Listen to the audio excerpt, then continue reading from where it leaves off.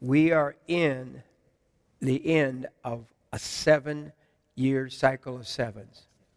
That 7 times 7 is 49, if I remember correctly. And that makes it into the 49, into the 50th year, which is the year of Jubilee. All right, 7 cycles ago was 1972-73. That's right. That cycle. That was a Shemitah cycle. And Shemitahs often deal with the economic side of a country or of a city. And in the first of this first cycle in 1972, 1973, what happened during that Shemitah year? It was a crash and an economic recession. The second one, 7 years later, the second Shemitah, 1979 to 1980. What happened? We experienced a severe recession and unemployment at its highest level since the Great Depression. What? In a Shemitah year. So that is desperate. What happens 7 years later? Yes, the third one, in 1986 and 1987, the greatest stock market percentage crash to date was, up until that point, which was referred to as Black Monday, happened during the Shemitah year. I remember that.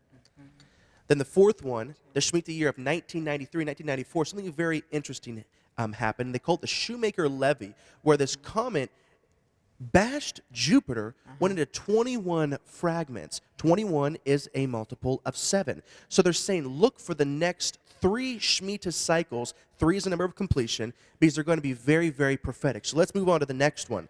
The fifth Shemitah. Yeah, but here's Levy 9, judgment. 9 is judgment. The 21 fragments, as you said, 3 times 7 is 21. So there's 3 sevens. So we have 3 sevens left.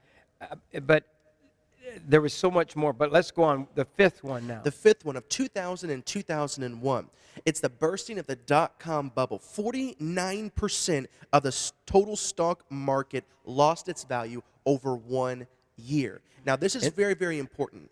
Yeah, that was the 9/11 attack, right? Yes. But that was when the stock market opened up a few days after 9/11. That's right. And so on September 17th, which in the Jewish calendar is Elul, the month of Elul, 29, which is the very last day of the year. It was the very last day of the Shemitah year cycle. This is what happened. It was actually a 684-point drop crash, which was the largest up into that time.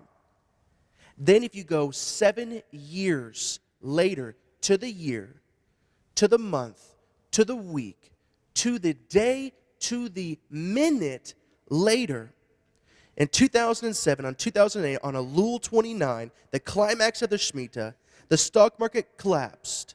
In a single day, it dropped 7%, dropping 777 points. And this happened on the climax of the Shemitah. So, But it also, that was Elul 29, right? Yes. That was also Elul 29. That's the Jewish calendar date, people. That's God's dates. Those are the dates that don't change. So that is Elul 29. So now we've got 1, 2 in a row of the Elul 29, which is a judgment day. It's a really an awesome day. And here we have the worst crash, 2 of them now in history, one right after another, 7 years apart to the day. So this Shemitah year is not something you can say, well, Rabbi just made this up, or, you know, economists have been studying this and wondering why every 7 years there's a crash. And so these 2 unbelievable crashes took place. All right, let's go on. Yes, and I just want to reiterate that point. How incredible is that? Secular economists have studied the 7-year cycle. So, when is the next Elul 29, the last day? We're already in the Shemitah year. The last day, the climax of the Shemitah year, is in 2015, and it's on September 13th. Now, it's already begun. That's right. It began the day the calf was born, or the calf was born, the day that the Jewish New Year and the Shemitah year began. Yes. But now this Shemitah year ends on what date? On September 13th of 2015. 2015, which just also, I understand, is Elul 29. Yes. And so, And there's what? The exact date? The exact date of every crash for the last several crashes.